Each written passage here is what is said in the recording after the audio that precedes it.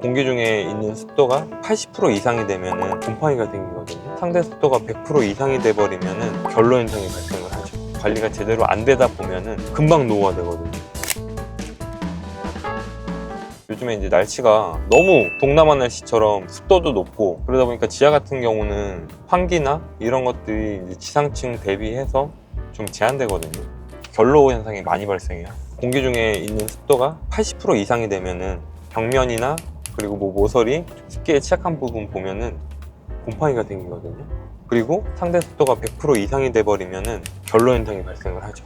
요즘에 날씨가 더 그렇다 보니까 이런 결로 현상이나 이런 것들은 기계적으로 해결할 수밖에 없어요. 지하 같은 경우는. 그래서 우리도 원인을 해결하기 위해서는 일단 기계적으로 필요한데 그거는 제습기를 좀 설치를 권장을 드렸고, 신축이나 이제 대우선을 하다 보니까 콘크리트에 대한 부재가 뭐 묵은 콘크리트나 콘크리트 타설을 하잖아요. 그걸 하면은 자연스럽게 이제 수분이 함유된 콘크리트가 이제 계속 양생이 되는데, 양생이 완료될 때까지는 기본적으로 한 2에서 3년 정도 걸리거든요. 그래서 이제 준공 시점 이후로라도 임대가 바로 되면은 이제 에어컨도 틀고 사람도 왕래가 있고 아니면 그 전열 교환기나 이런 공기 순환을 해줘서 그런 것들이 어떻게 보면 습도가 좀 유지되지만, 요즘같이 뭐 임형 건물이나 이제 꼬마 빌딩 같은 경우는 임대가 바로 되면 되게 좋겠지만 어느 정도 공실 기간이 뭐 한 달이나 두 달 정도 있거든요.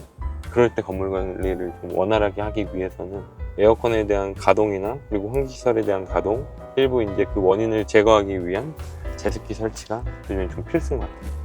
예년에 비해서 좀 습도나 그런 게 좀 엄청 높아졌죠. 지금 오늘도 또 한번 체크해 보니까 외기인데 85%가 넘어. 지하 같은 경우에 더 심하지. 환기가 제한이 되다 보니까 지금 공사 중이니까 그렇긴 하지만 실제 이제 준공이 되고 하면은 그런 공기가 정체돼 있으면은 당연히 곰팡이나 결로 현상이 생길 수밖에 없겠죠. 그래서 그런 관리가 좀 필요할 것 같아요.